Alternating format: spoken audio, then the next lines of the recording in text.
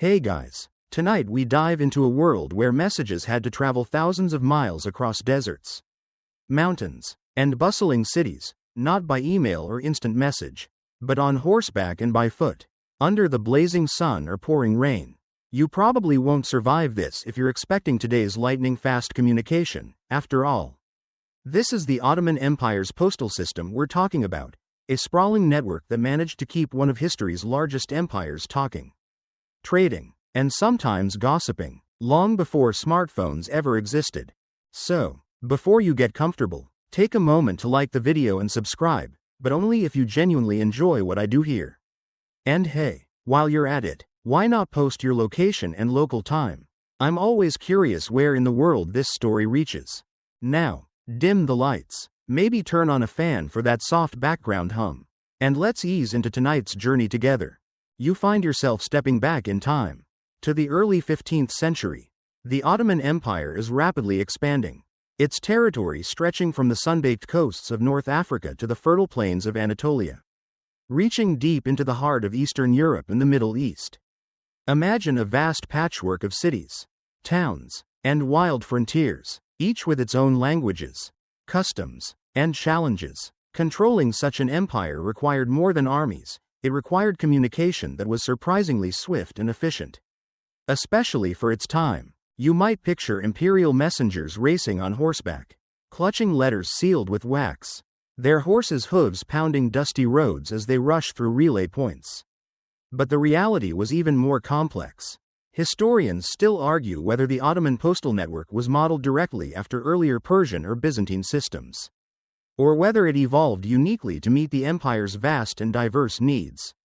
What's clear is that by the 15th century, a dedicated system was emerging, one that would astound observers for centuries to come.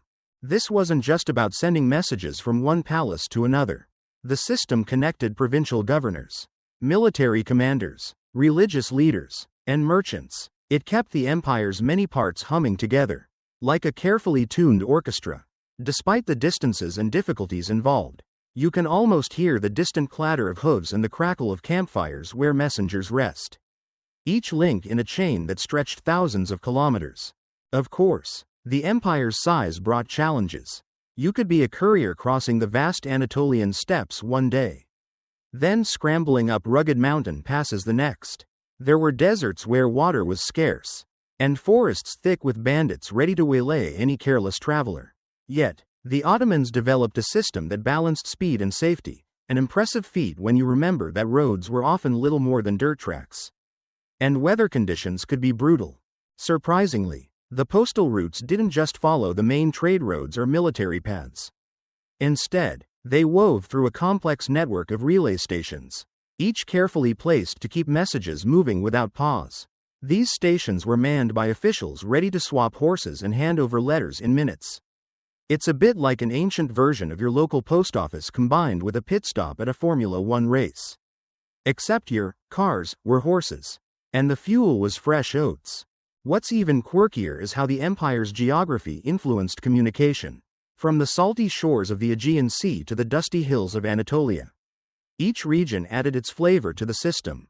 For example, some routes favored camels over horses, especially in arid zones where their endurance outshone any rider's steed. And in some cases, messages were carried by men who literally ran entire stretches, ultra-marathoners of the medieval world. As you settle deeper into the story, you might wonder, how fast could a message travel in those days? And how reliable was it? The surprising answer is that, while nowhere near modern internet speeds, the Ottoman postal system was faster than many European contemporaries. It allowed the Sultan and his officials to stay informed and react quickly, a crucial advantage in an empire where political fortunes could shift overnight. Remember that this all happened without phones, radios, or any electric gadgetry, just a network of humans, animals, and a handful of clever logistical tricks. And it set a precedent that would influence postal services long after the empire faded.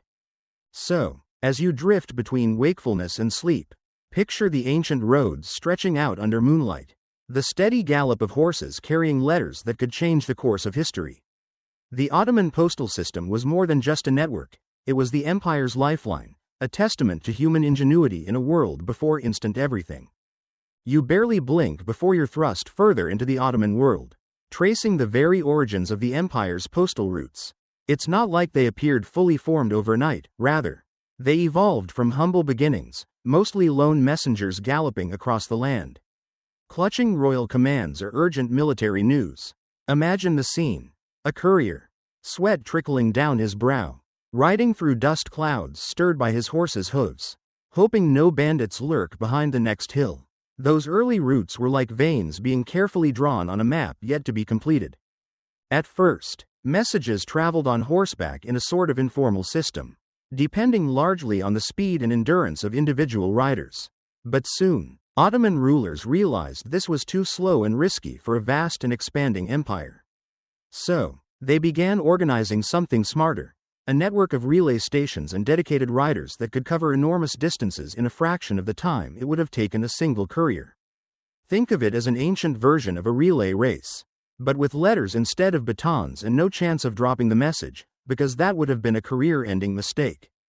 Historians still argue whether this early postal system was inspired more by the Mongol yam system or by Byzantine couriers. The Mongols, with their vast, fast relay networks, left an impressive legacy, but the Byzantines had been running organized couriers through Anatolia for centuries. Whatever the origin, the Ottomans took these influences and made something uniquely theirs, suited to their specific challenges, a diverse empire sprawling across continents and climates. One of the quirkiest facts about these early messengers is their survival kit.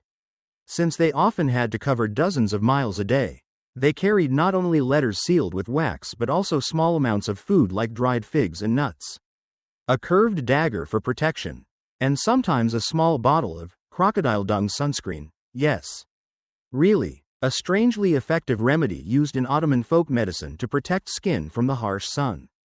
It's the kind of detail that makes you smile and wonder how many historians wish they could ask those riders directly. But alas, we rely on fragmented accounts and dusty archives. The first relay stations were called menzils, and they soon became crucial nodes in the network. Each station was staffed by officials who maintained fresh horses and ensured couriers rested only briefly before setting off again. This relay system was a game changer. Instead of one rider struggling to make a long journey alone, multiple riders could cover different legs at full speed, switching horses like pit crews in a race. You might recognize the logic if you've ever switched drivers on a long road trip to avoid dozing off. These relay points were placed strategically, usually 30 to 40 kilometers apart, close enough that horses could gallop without tiring too quickly but far enough to cover vast distances efficiently. The locations often coincided with caravanserais, which were roadside inns providing shelter to travelers and merchants. This overlap wasn't by accident. The Ottoman postal system leveraged existing trade infrastructure, which meant it was embedded into the daily rhythms of empire life. The imperial court took this system seriously. Sultan Mehmed II, the conqueror of Constantinople, reportedly enhanced these postal routes, understanding that swift communication was as essential to conquest as cannons and soldiers.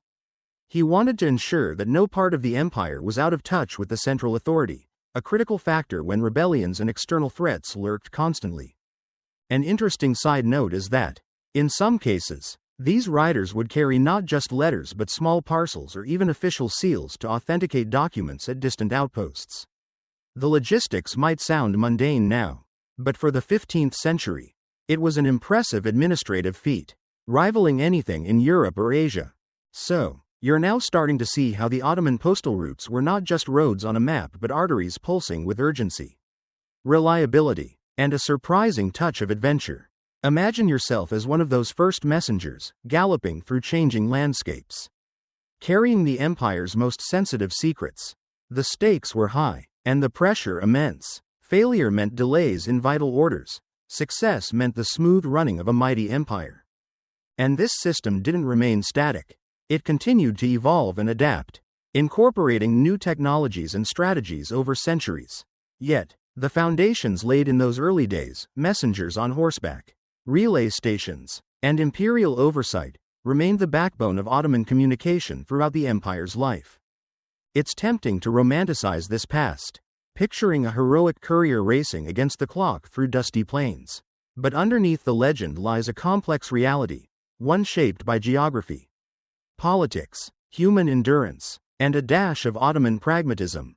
You're now beginning to glimpse the immense scale and the surprising sophistication of the postal routes that held an empire together. You're now riding alongside the couriers themselves, those gritty individuals who formed the lifeblood of the Ottoman postal system. Picture the courier's life as a rugged blend of endurance, speed, and, oddly enough, quirky traditions. These riders were the original marathoners of communication, tasked with covering vast distances day after day. Their role wasn't just to deliver messages, it was to embody the empire's reach and resilience in every gallop. Imagine the dawn breaking over the Anatolian plains as a courier mounts his horse. The morning chill biting at his face. He's packed light, a satchel with sealed letters, a flask of water, and a bundle of dried bread and figs for sustenance.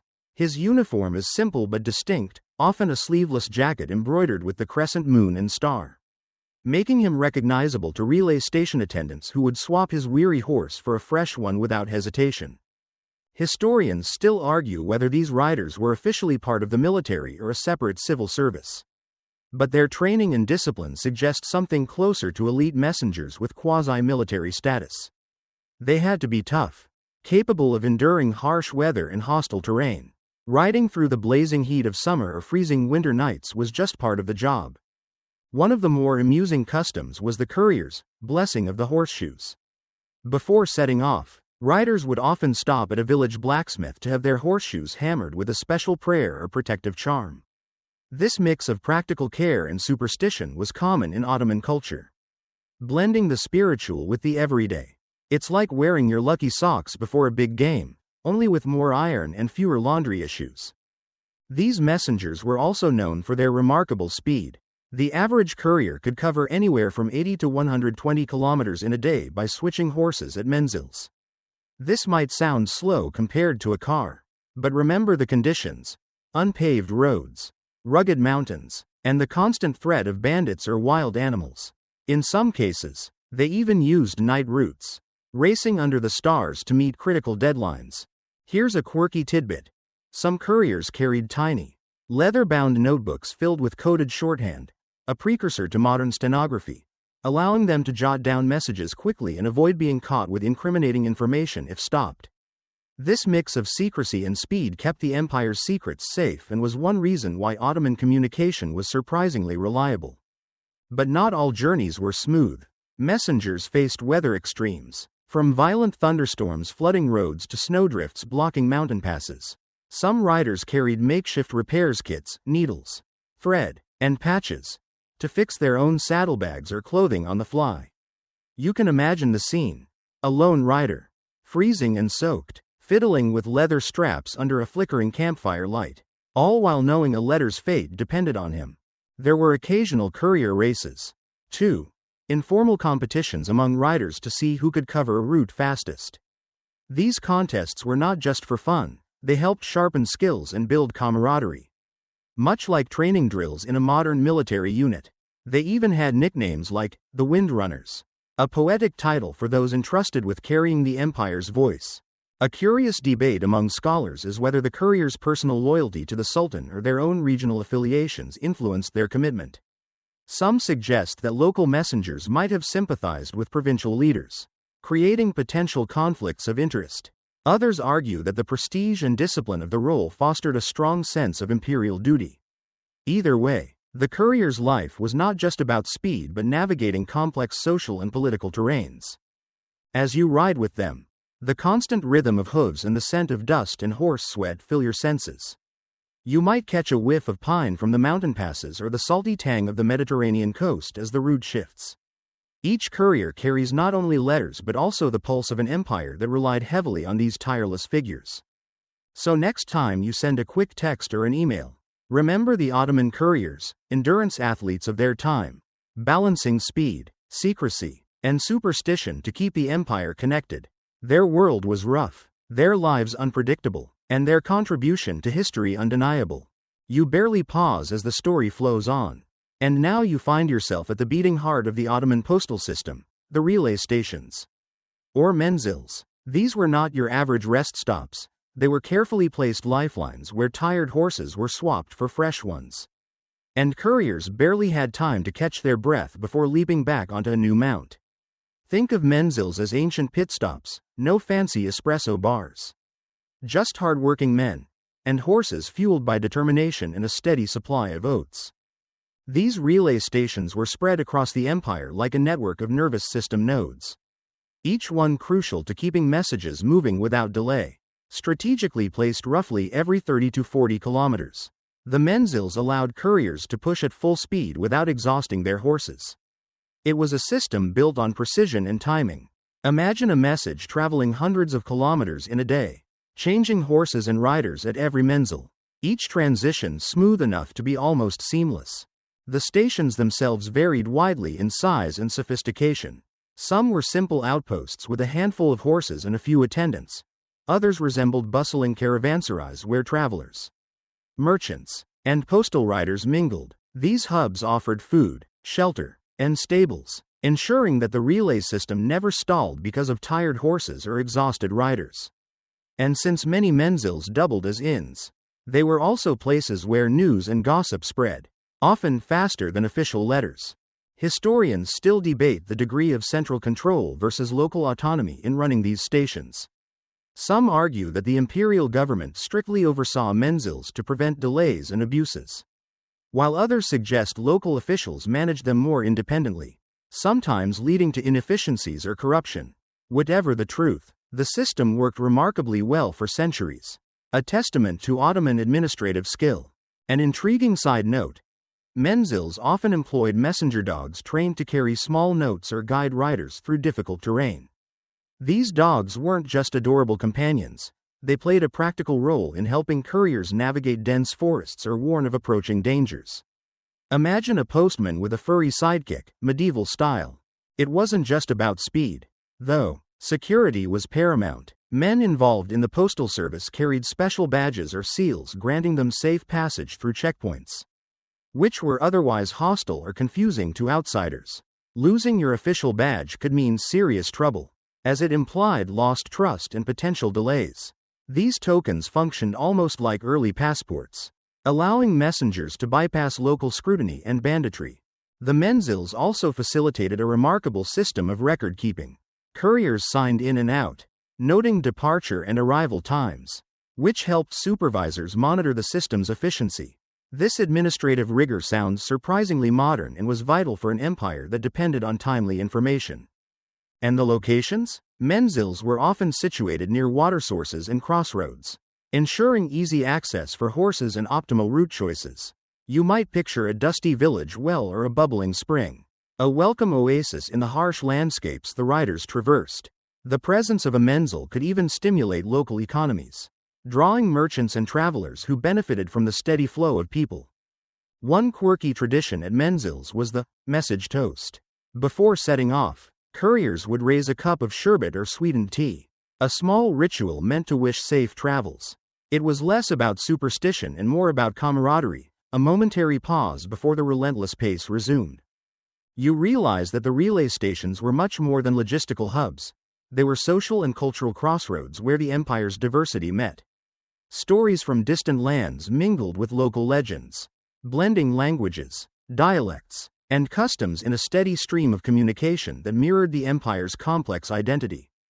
By now, the rhythm of the relay system beats clearly in your mind: the gallop of fresh horses, the brief handoff of messages, the murmur of conversation in dusty inns.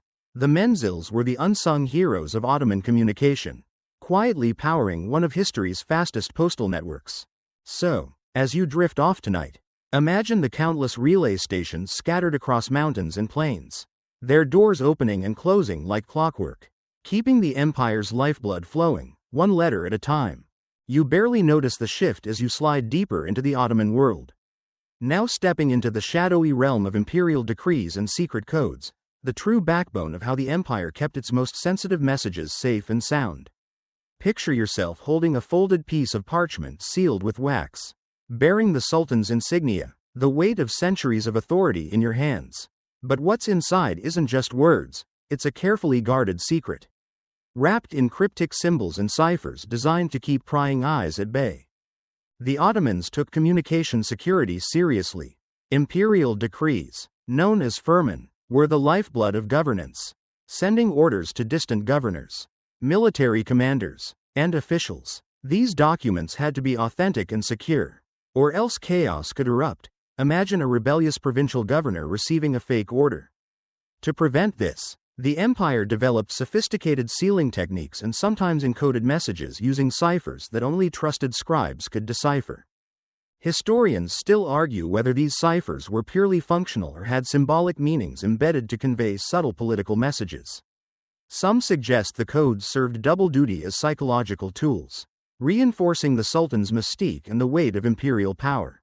Others think it was a pragmatic approach to protect state secrets from spies and rival factions. One quirky detail that might surprise you. Some Ottoman letters were reportedly written using invisible ink made from lemon juice or other natural substances, only revealing their contents when gently heated. It's an ancient form of spycraft that seems straight out of a Sherlock Holmes tale.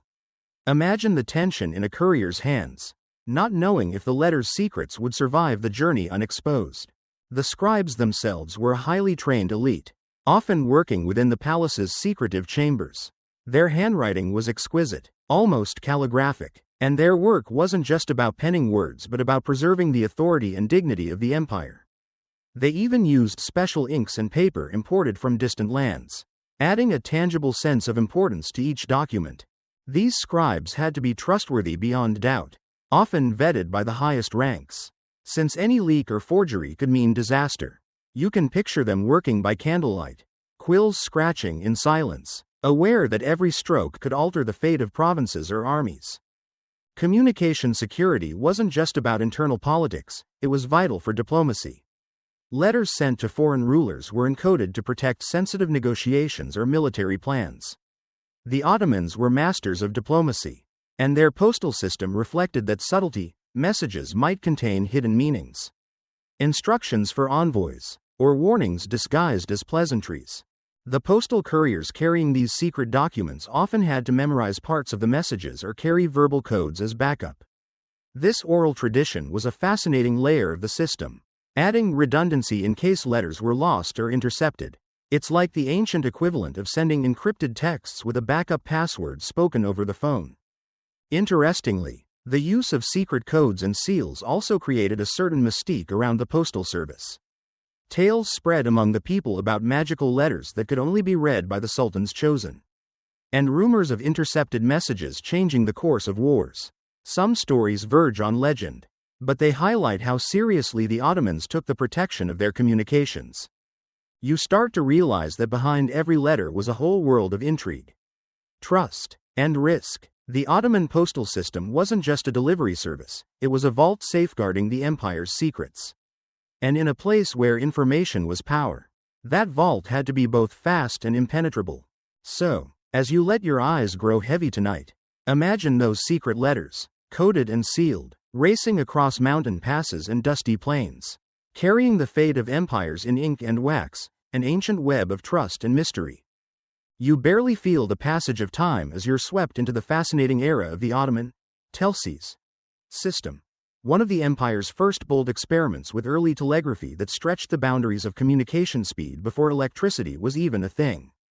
Imagine a world where messages zipped faster than horses, but not quite at the speed of light, a transitional moment in history, where tradition met innovation in the most Ottoman way possible.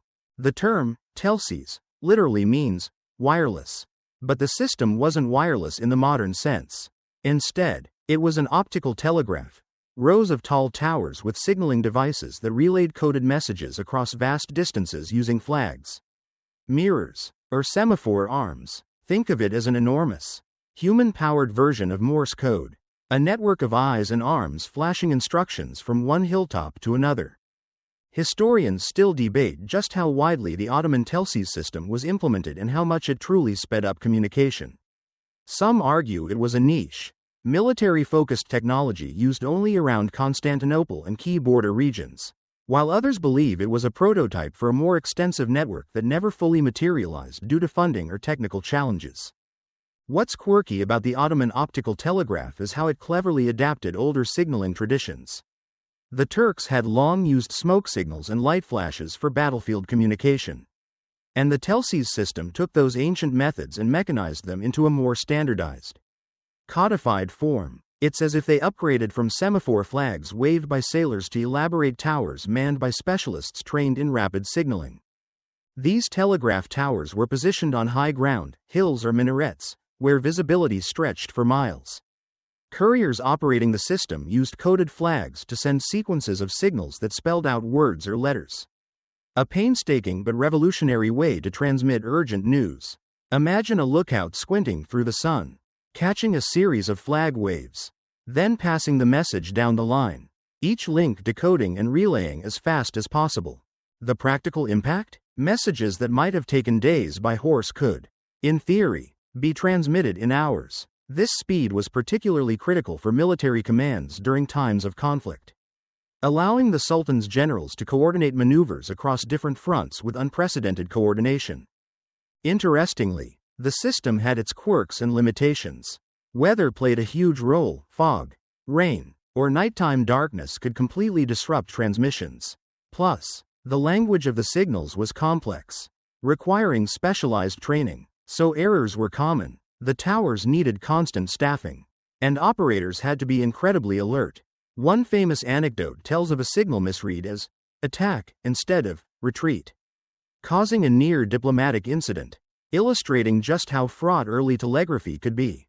You might smile at how this early, wireless system was in some ways a high-tech extension of the old Menzel relay system, only now, instead of fresh horses and riders, messages relied on keen eyes, practiced hands, and a chain of human interpreters. It's the Ottoman version of upgrading from snail mail to instant messaging, albeit with more waving flags.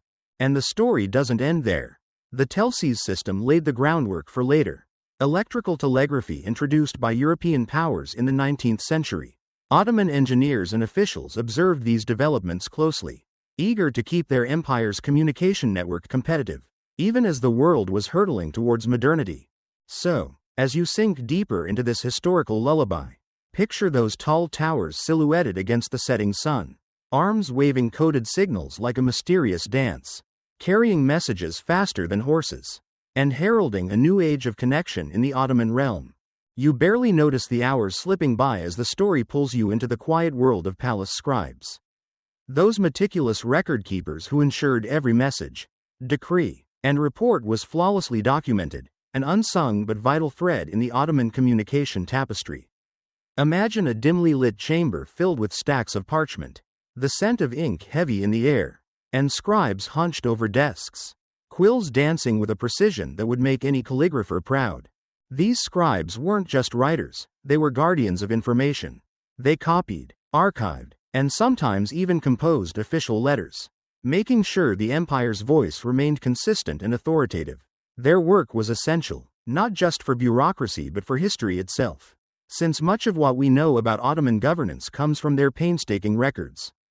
Historians still debate how much influence these scribes had on the content of the messages they transcribed.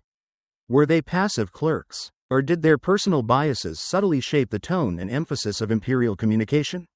Some scholars argue that scribes occasionally acted as informal advisors, carefully wording letters to protect the Sultan's image or soften harsh commands. Others believe their role was strictly technical, with little room for interpretation. A quirky tidbit is that palace scribes often used a secret shorthand system, enabling them to write rapidly without sacrificing accuracy.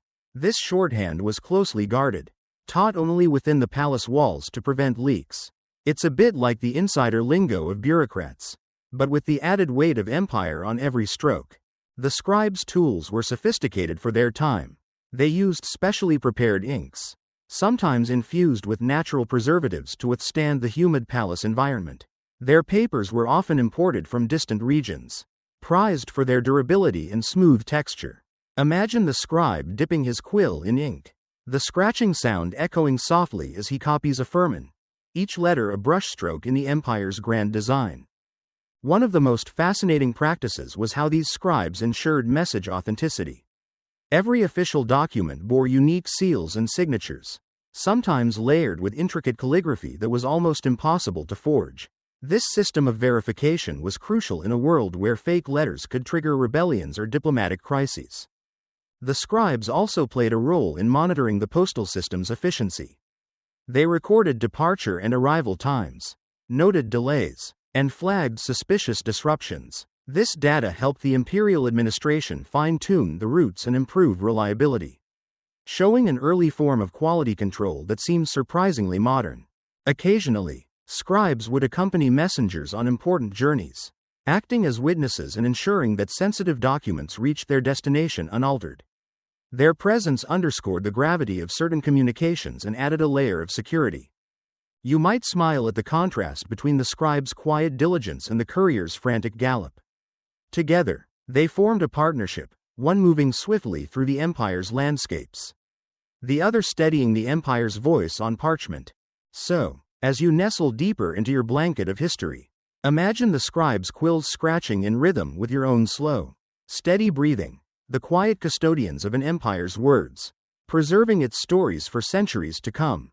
You hardly realize how far you've traveled through time as you now find yourself observing the Ottoman postal rider's gear, an unexpected mix of practicality, symbolism, and a pinch of style that made them instantly recognizable on the vast and often treacherous routes. Imagine yourself as one of these riders, adjusting your distinctive uniform while feeling the weight of a well-packed saddlebag and the familiar creak of leather straps around your waist. The postal riders didn't wear fancy armor or flowing robes. Instead, their attire was all about function, sturdy, weather-resistant fabrics that could handle rain, mud, and dust without slowing them down. They wore loose trousers tucked into leather boots designed to protect their feet from both rough terrain and long hours in the stirrups. Over their shoulders, they slung a cloak for warmth during chilly nights and a wide-brimmed felt hat to shield against the merciless sun. Their most striking feature, however, was the embroidered emblem proudly displayed on their jackets, a crescent moon and star, signaling their official status. This emblem wasn't just decoration, it granted them passage through checkpoints and safe conduct among locals who respected the empire's authority. Think of it as an ancient version of a courier's badge or a VIP pass. Except way cooler. Historians still argue about how standardized these uniforms were across the empire. Some suggest local variations existed, reflecting regional climates and customs. Riders in the humid coastal regions might have sported lighter garments, while those in the harsher, mountainous interior wore heavier gear. Either way, the emblem remained a unifying symbol of the Ottoman Postal Service's authority.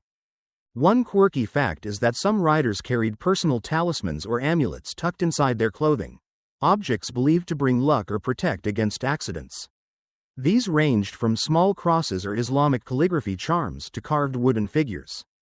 It's a fascinating blend of personal superstition and official duty, reminding you that even the fastest riders couldn't outrun fate entirely. Their saddlebags were masterpieces of design, crafted from thick, tanned leather, often embossed with subtle patterns.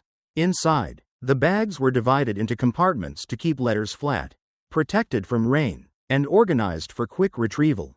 Riders learned to pack their bags meticulously, balancing the weight evenly to avoid hindering the horse's movement. Beyond letters, these saddlebags sometimes carried small parcels, official seals, money for provincial payments, or even diplomatic gifts. The variety meant riders had to be not just fast but careful, guarding valuable and sometimes irreplaceable cargo.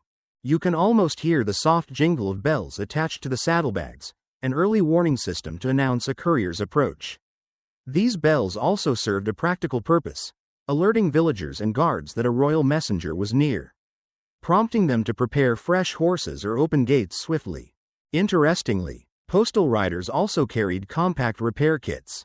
A broken saddle strap or loose horseshoe could spell disaster in the middle of nowhere.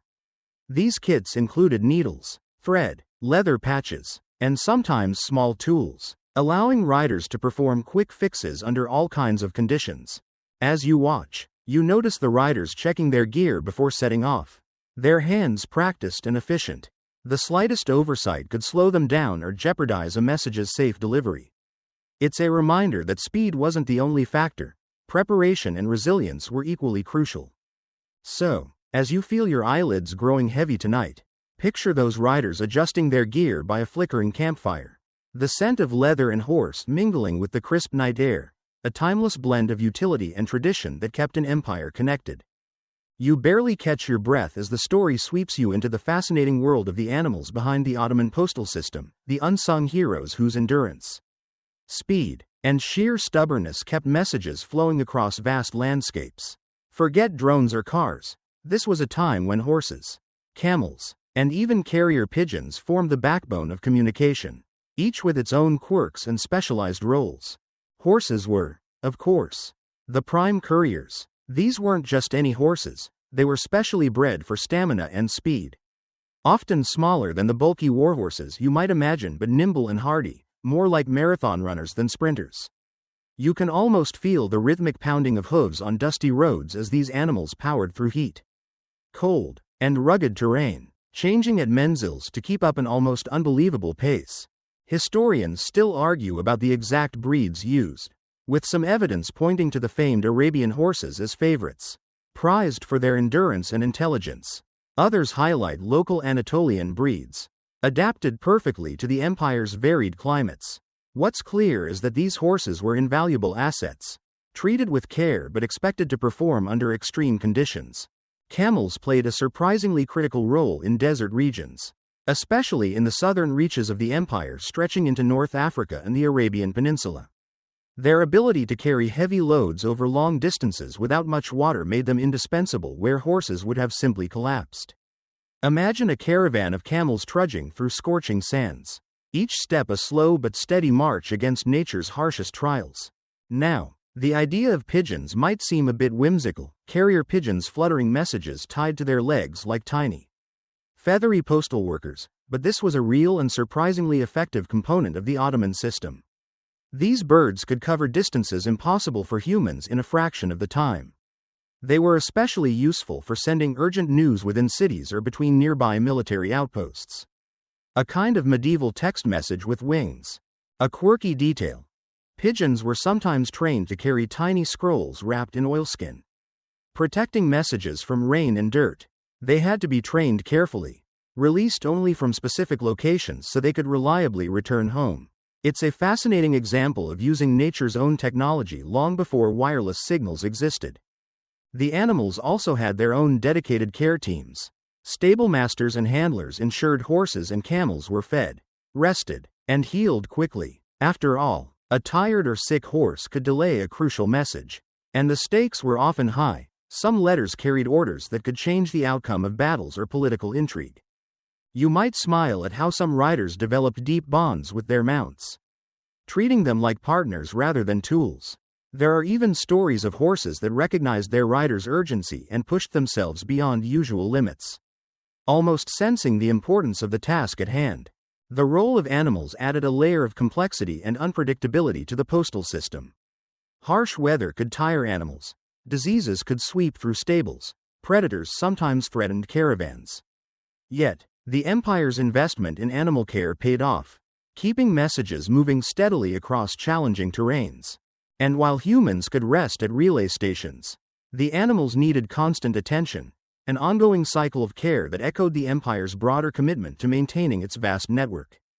As you settle in tonight, picture those horses galloping over rolling hills, camels bearing burdens across desert sands, and pigeons soaring through the sky, a living web of connection woven from sweat, feathers, and hoofbeats. It's a reminder that before fiber optics and satellites, the world was held together by creatures as much as by humans.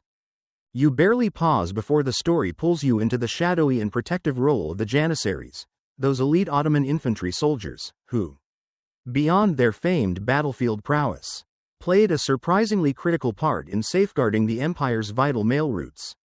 Imagine towering, disciplined figures patrolling rugged mountain passes or bustling caravanserais, their heavy armor clinking softly under the cloak of dawn, eyes sharp for any sign of trouble. These soldiers weren't just muscle, they were the empire's security backbone. Entrusted with protecting couriers and the precious cargo they carried, mail wasn't just paper, it was power. Commands that could raise armies or quell rebellions. Losing a letter to bandits or enemies could mean disaster. So the Janissaries were there to ensure the messages arrived unscathed. Historians still debate how extensive the Janissaries' role in postal protection really was. Some suggest they provided escorts only along the most dangerous routes, while others believe they maintained permanent garrisons at key relay stations. Either way, their presence deterred robbers, smugglers, and rival factions who might want to intercept sensitive correspondence. What's quirky is that Janissaries sometimes disguised themselves as regular travelers or merchants to root out threats covertly. This undercover work added a cloak and dagger element to postal security that reads like an Ottoman spy novel. Imagine them slipping quietly through bazaars or shadowy mountain trails, blending in perfectly while keeping a watchful eye. These soldiers were highly disciplined, trained not only in combat but also in loyalty to the Sultan and Empire. Their commitment extended beyond battlefields to the everyday, ensuring the Empire's arteries, its communication lines, remained open. The trust placed in them was immense. Losing a courier under their watch was unthinkable. The Janissaries' involvement also meant that postal routes often doubled as military supply lines. Protecting couriers meant protecting troops, ammunition, and strategic plans traveling across the empire. This overlap reinforced the system's importance and underscored the military's role in governance beyond open warfare. You can almost hear the steady beat of their boots alongside the clatter of hooves, a rhythmic promise that messages would be delivered. Come hell or high water.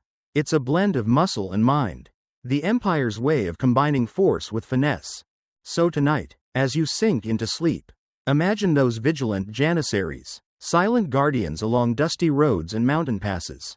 Their presence a quiet but powerful reminder that in the Ottoman Empire, communication was a battlefield all its own. You barely notice the gentle flow of time as the story now drifts into a surprising comparison between the Ottoman postal system and its European contemporaries. A matchup that might just upend what you think you know about medieval communication speeds. Imagine sitting at a dusty crossroads, waiting for a letter to arrive, wondering if your neighbor's mail came faster or slower than yours. Spoiler. Sometimes, the Ottoman network was faster. In the 16th and 17th centuries, Europe's postal systems were often fragmented and less centralized, relying on a patchwork of city-states, kingdoms, and mercantile republics. The Ottomans, by contrast, had a unified imperial structure that allowed for more consistent management and investment in communication infrastructure. This gave their postal routes a speed and reliability that many European observers envied. Historians still argue about how much faster Ottoman couriers were compared to their European counterparts. Some accounts suggest that a message could travel from Constantinople to Baghdad in a matter of days, whereas similar distances in Europe took weeks. Others point out that harsh winters and rough terrains in Europe slowed mail significantly more than in the Ottoman milder climates. What's delightfully quirky is that European diplomats sometimes resorted to using Ottoman couriers for urgent messages, trusting their speed and security over their own local systems. Imagine the irony. Rivals turning to each other's messengers in a game of, "My courier's faster than yours." The Ottoman system's relay stations and strict scheduling gave it an edge, whereas European posts sometimes depended on ad hoc arrangements or merchant caravans.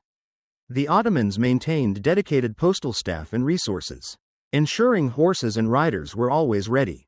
The empire's menzils worked like clockwork, enabling almost uninterrupted travel. One surprising historical tidbit: Venetian envoys stationed in Constantinople reported being impressed by the efficiency of the Ottoman mail system, noting how messages arrived with remarkable speed and accuracy, a fact that complicated European diplomatic efforts.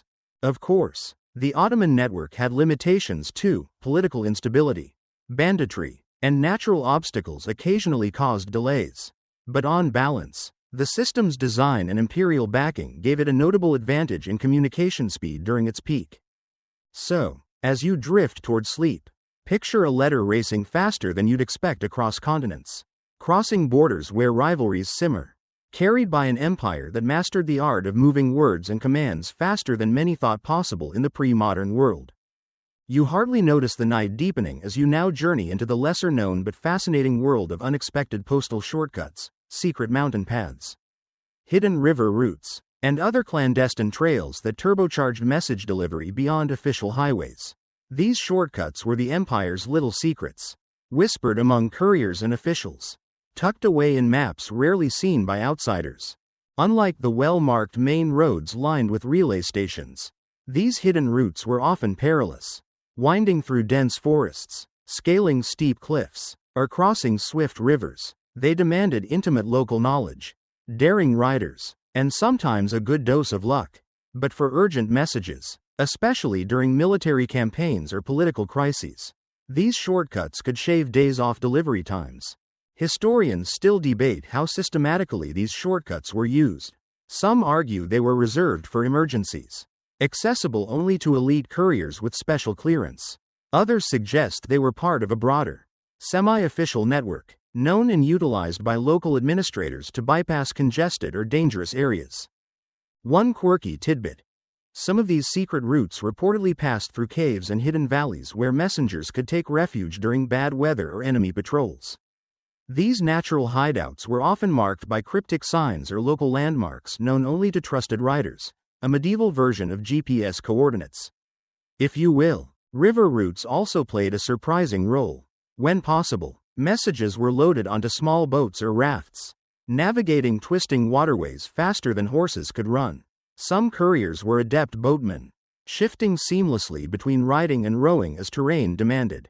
You can almost hear the slap of oars against water, a soothing contrast to the thunderous gallop of hooves. These shortcuts weren't without risks.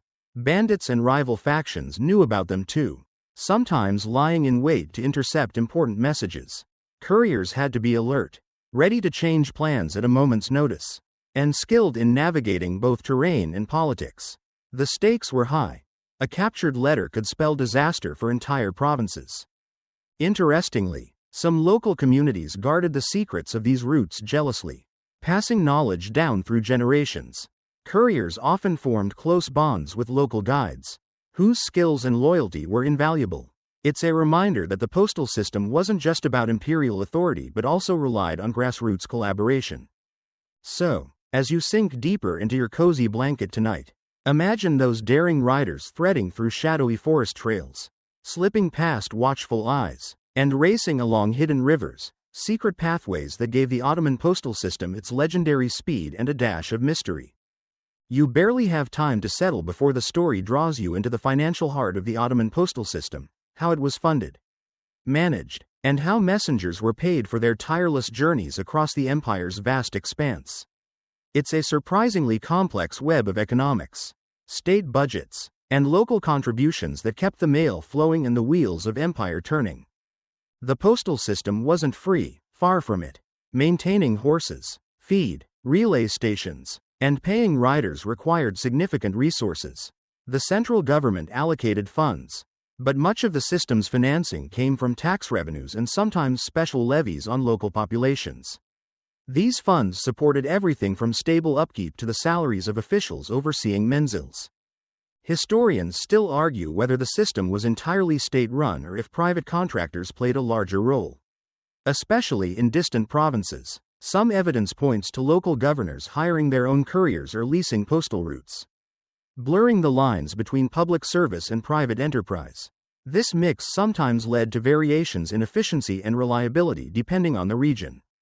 A quirky detail is that messengers were often paid not just with money but with privileges, tax exemptions, land grants, or special legal protections. These perks were powerful motivators, creating a class of trusted postal servants whose loyalty extended beyond mere wages.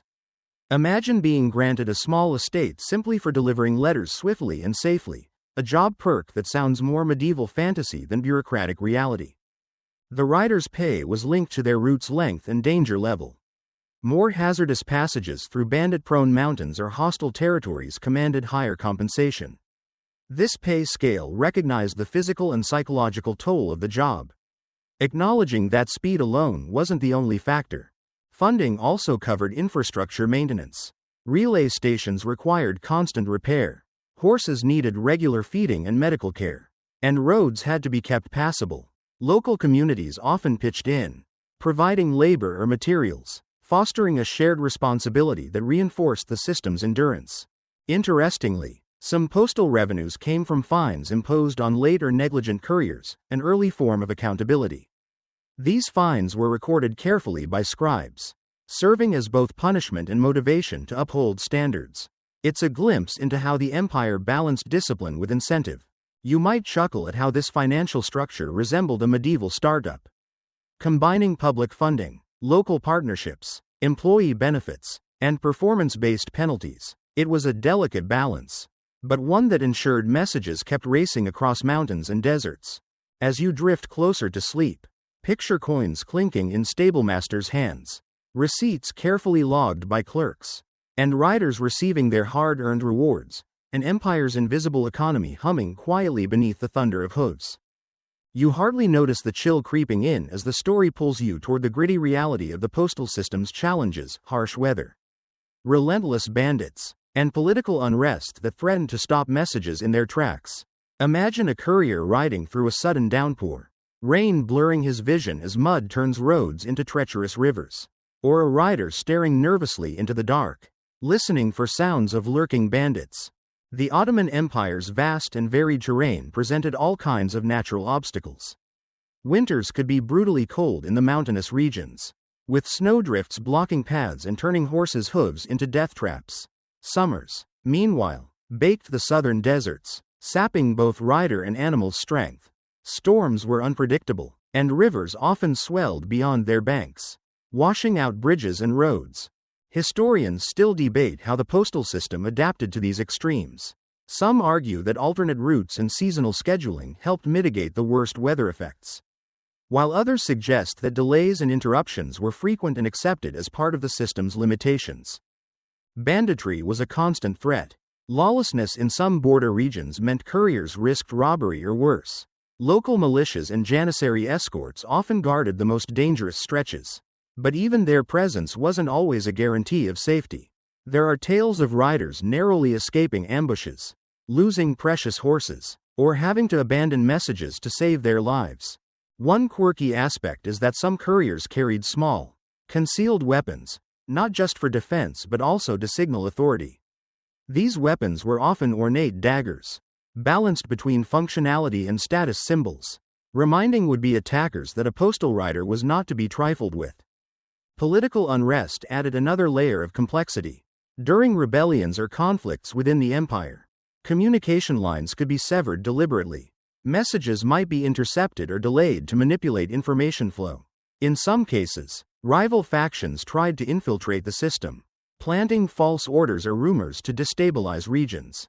Despite these challenges, the postal system's resilience was remarkable. Relay stations adapted quickly, messengers were rerouted, and backup couriers stood ready to pick up delayed letters. The empire's commitment to communication was unwavering because, in their eyes, information was as powerful as any army. You might smile at how these dangers resemble the modern courier's nightmare, except with more swords and fewer traffic jams. The stakes were higher, the landscapes wilder, and the margins for error slim. As you drift toward sleep tonight, picture a lone courier navigating through storm-lashed hills, heart-pounding, clutching a letter that could change history, a silent testament to endurance in the face of nature's and humanity's wild cards. You hardly notice the pace slowing as you now explore the subtle yet vital role women played in the Ottoman communication networks, a contribution often overlooked but no less critical to the empire's efficiency. Picture the bustling caravanserais and village households where women, behind the scenes, kept the gears of the postal system turning, balancing family duties with a quiet involvement in message delivery and local coordination. While the couriers and scribes were predominantly men, women in many regions acted as informal communication nodes. They hosted travelers, relayed messages orally when literacy was low, and sometimes served as trusted guardians of letters and parcels. In small villages, a woman's word could be as binding as an official decree, making them key players in maintaining trust across the network. Historians still debate the extent of this involvement, with some arguing that women's roles were largely domestic, while others highlight evidence of their participation in more official capacities, especially in borderlands or among certain ethnic groups within the empire. What's clear is that their work, though often invisible, was indispensable. A quirky example comes from Anatolia, where women sometimes used coded embroidery patterns on textiles to pass secret messages or warnings, an early form of steganography hidden in plain sight. Imagine sending a Message, by gifting a shawl. The embroidered motifs telling a story only the recipient could read. It's a beautiful blend of art, culture, and espionage. In some cases, women related to postal riders or scribes took on courier duties themselves, especially during times of war or when men were drafted into military service. These women demonstrated remarkable endurance and loyalty, navigating difficult terrain and dangerous roads. Though their stories rarely made it into official histories, women also managed inns and caravanserais where the menzils were located, ensuring that riders and travelers had food, rest, and fresh horses. Their hospitality was a cornerstone of the postal system's success, fostering a welcoming environment essential for quick turnover and safety. You might smile at how this behind-the-scenes support mirrors modern logistics, where countless workers in invisible roles keep supply chains and communication flowing smoothly. As you nestle deeper into your blankets tonight, imagine these women working quietly but powerfully, embroidering secrets, guiding travelers, and holding communities together, woven into the vast tapestry of the Ottoman postal world. You barely notice the seamless transition as the story now drifts into the bustling realm of merchant caravans and their intriguing overlap with the Ottoman postal network. Picture dusty trade routes where merchants and postal couriers shared roads, inns, and sometimes even horses, blending commerce and communication into a lively, interconnected web. Merchants were the empire's economic lifeline, transporting goods from spices and silk to ceramics and textiles. Their caravans moved along many of the same routes used by the postal system, and this overlap created opportunities, and occasional complications, for message delivery. Historians still debate how closely the postal service collaborated with merchants. Some suggest the empire officially integrated commercial routes to maximize efficiency, while others argue that couriers simply took advantage of established merchant infrastructure informally. Either way, the result was a dynamic synergy where letters and parcels often traveled alongside valuable cargo. A quirky tidbit is that some merchants doubled as informal couriers, carrying messages for a fee or as favors. This dual role meant that information flowed not just through official channels but also through trade networks, blurring the line between business and state communication. Caravans often provided additional security for postal couriers traveling through dangerous territories. A small group of traders could deter bandits more effectively than a lone rider, making the postal system's reliance on merchant convoys a practical choice. At caravanserais, the inns scattered along trade routes, merchants and postal riders mingled, exchanging news, rumors, and sometimes coded messages. These lively hubs were cultural melting pots where information moved as freely as goods, feeding into the empire's vast intelligence network. Interestingly, merchants sometimes influenced postal priorities. A letter about a lucrative trade opportunity might be expedited, while political correspondence could wait. This interplay shows how commerce and communication were deeply intertwined in Ottoman governance.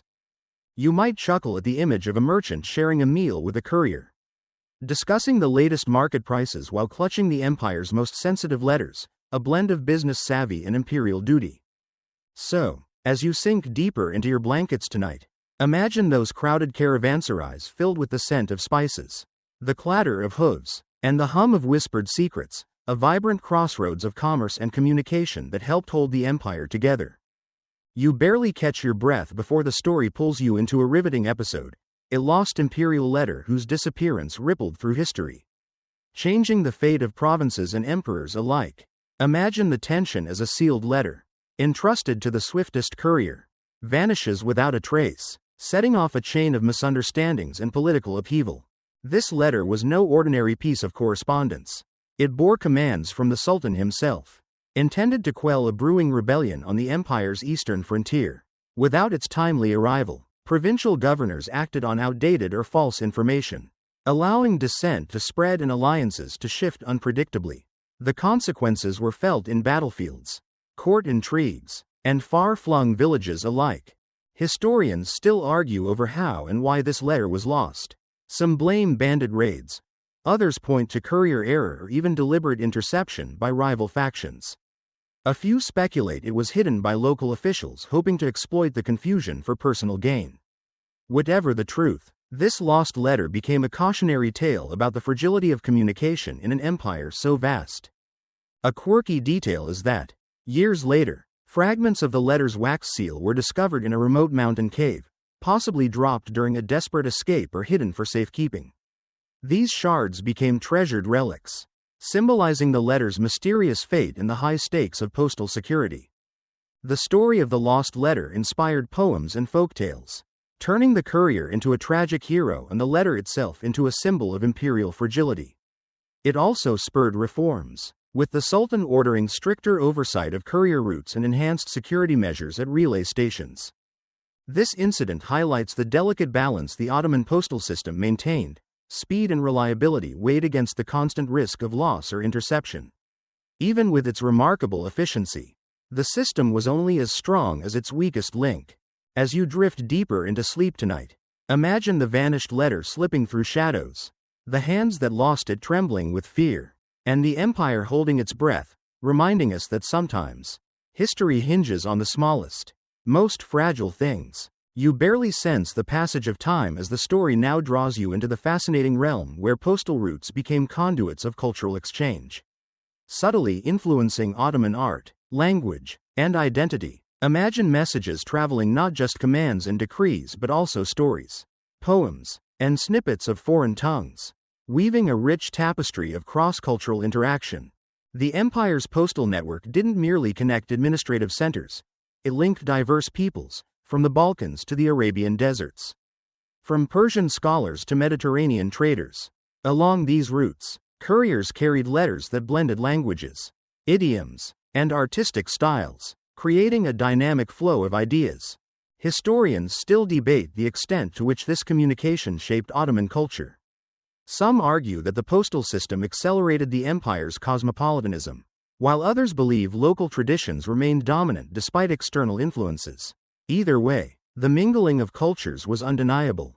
A quirky tidbit is that some couriers doubled as informal cultural ambassadors, sharing news of festivals, fashions, or religious practices they encountered along their routes.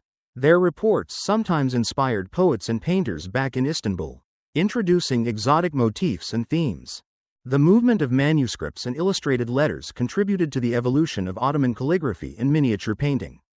Artistic styles absorbed elements from Persian, Arab, and European sources, reflecting the empire's wide-reaching postal connections. Language itself was shaped by postal exchanges. The empire's official language, Ottoman Turkish, incorporated words and expressions from Arabic, Persian, and other tongues encountered along the postal roads. Letters often displayed this linguistic blend, offering clues about communication patterns and social interactions. You might smile imagining a courier pausing to admire a regional dance or share a folktale by a campfire, bringing these experiences back to the capital. In this way, the postal system was not just a conduit for power but a channel for culture. So, as you nestle into your pillow tonight, picture the vast empire alive with voices and stories carried on the wind, messages that not only governed but also enriched, connecting hearts and minds across continents. You hardly notice the story's gentle shift as it now guides you through the unique role of religious messages and pilgrim letters within the Ottoman postal system, a delicate, spiritually charged layer that added both complexity and reverence to communication. Imagine dusty pilgrims setting off on long journeys, clutching letters to their spiritual leaders or carrying blessings home, all woven into the fabric of an empire deeply rooted in faith. Religious correspondence held special importance. Messages sent between mosques, madrasas, and holy sites were treated with care, often prioritized for delivery due to their spiritual significance. Pilgrimage routes, especially those leading to Mecca, became arteries not just of faith but of communication, where letters and blessings were exchanged alongside prayers and incense. Historians still debate how much the postal system adjusted to accommodate these religious needs. Some argue there were dedicated routes and relay stations near pilgrimage paths, while others suggest that spiritual correspondence was simply fast-tracked through existing networks. Regardless, the system recognized religion as a powerful social glue deserving special attention. A quirky detail is that some pilgrim letters were adorned with intricate calligraphy and decorated with floral or geometric patterns, turning them into miniature works of art. These letters were cherished keepsakes, often preserved carefully for generations. Pilgrims themselves sometimes acted as informal messengers, carrying news from distant lands back to their communities. Their journeys could take months or years, but the letters they bore brought hope, guidance, and a sense of connection to the wider Islamic world. The Ottoman postal system's respect for religious correspondence also reinforced its legitimacy. By facilitating the flow of sacred messages, the empire positioned itself as a guardian not just of land but of faith, strengthening bonds among its diverse populations. You might imagine the quiet reverence at a relay station as a courier hands over a sealed letter bearing a prayer or a sultan's blessing for pilgrims, a moment where the temporal and spiritual intersected. So, as you drift toward sleep tonight, picture those holy letters carried through deserts and mountains, their words weaving faith into the empire's vast communication tapestry, reminding us that even in the harshest terrains, hope and devotion found their way. You barely notice the gentle flow of history as the story leads you into the era of Sultan Suleiman the Magnificent, whose reign brought remarkable innovations to the Ottoman postal system. Imagine the Sultan, a visionary ruler famed not just for conquest but for governance, looking beyond battlefields to the arteries of communication that kept his empire vibrant and united. Under Suleiman, the postal network underwent significant expansion and refinement. He ordered the construction of new menzils and improved road infrastructure, recognizing that swift, reliable communication was as crucial as military might. His reforms emphasized standardizing relay stations and enhancing the training and pay of couriers, ensuring messages moved faster and more securely. Historians still debate the extent of Suleiman's direct involvement versus the work of his bureaucrats. But the legacy is clear. The postal system reached unprecedented efficiency during his reign, becoming a model for later administrations. One quirky innovation was the introduction of special courier uniforms bearing the Sultan's personal seal, symbols of prestige and trust that boosted morale and ensured riders were granted immediate passage. These uniforms became a kind of mobile diplomacy, announcing the Sultan's authority wherever they appeared. Suleiman also encouraged the use of detailed postal records, a kind of proto-statistics that allowed officials to monitor routes, identify bottlenecks, and plan improvements. This emphasis on data collection was ahead of its time, showing an early understanding of administration as a science. The Sultan's patronage extended to the palace scribes and calligraphers who crafted the official letters, elevating the art of communication to a form of cultural expression. Ottoman letters from this period often featured exquisite calligraphy and elaborate seals, reflecting the empire's grandeur. These innovations helped the empire manage its vast territories more effectively, coordinating military campaigns, tax collection, and diplomatic missions with newfound agility. Suleiman's postal reforms were a key part of his broader strategy to centralize power and modernize governance. As you nestle deeper into your blankets tonight, picture the Sultan's couriers galloping across improved roads, their embroidered uniforms shining in the sun, a symbol of a ruler who understood that in empire building, speed and precision mattered just as much as swords and cannons. You hardly feel the story slow as it moves into the intricate dance of Ottoman diplomacy and its reliance on the postal system, a network not just of letters, but of secret envoys, coded negotiations, and delicate political chess games played across continents.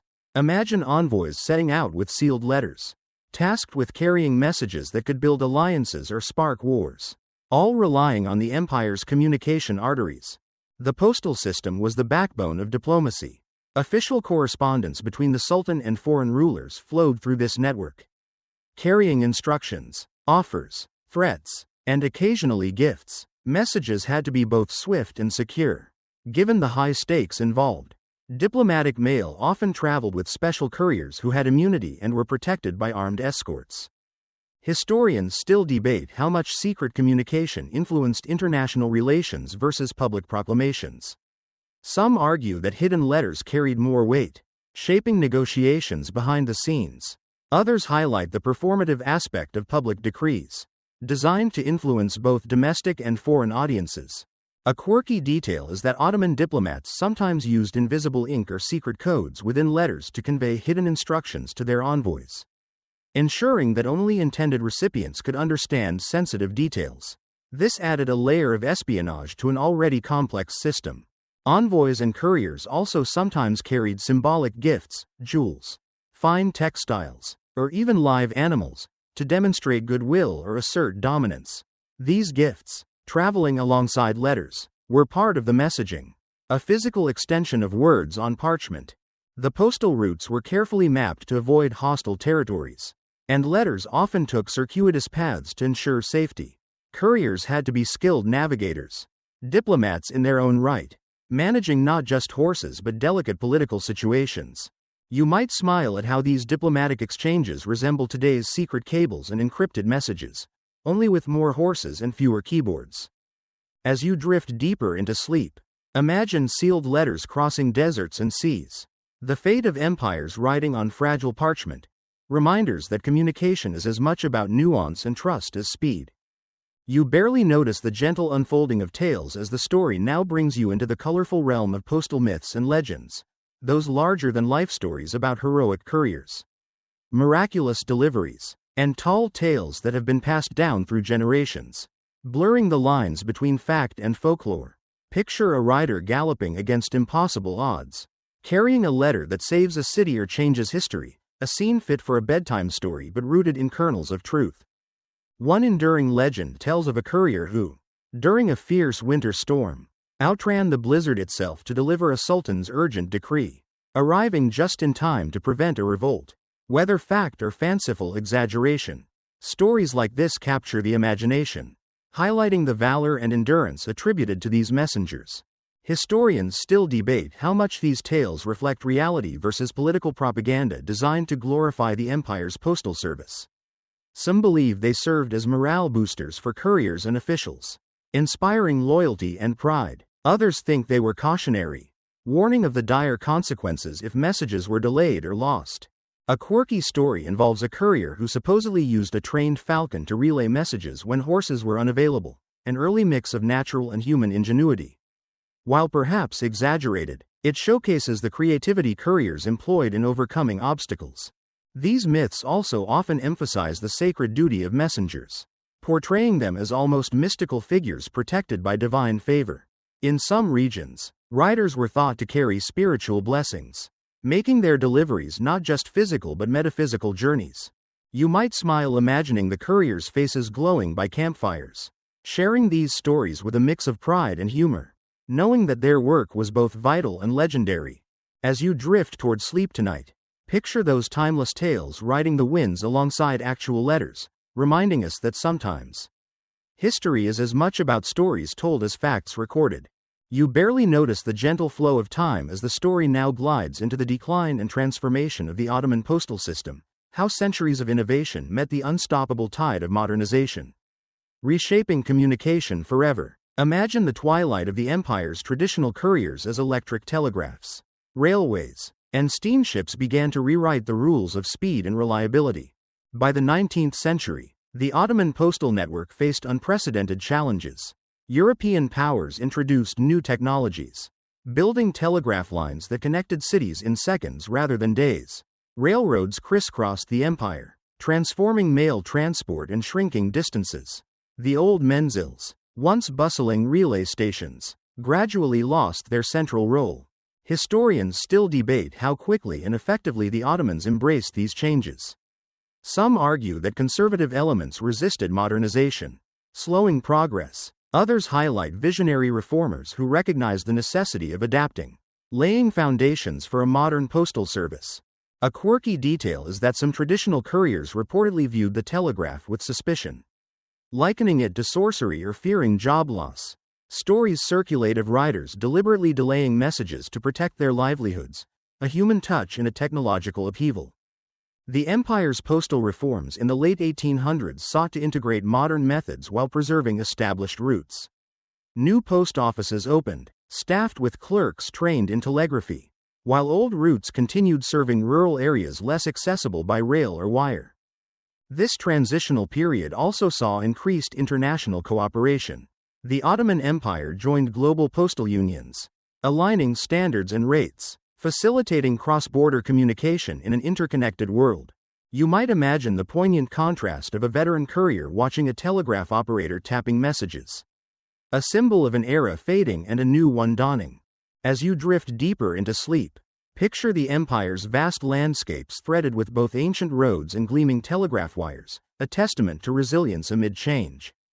You barely feel the story slow as it now flows into the Ottoman postal system's lasting influence on modern Turkish communication infrastructure, a legacy woven into the fabric of today's networks and technologies. Imagine the ancient roads and relay stations evolving over centuries into bustling post offices and telegraph centers. Foundations for the digital age.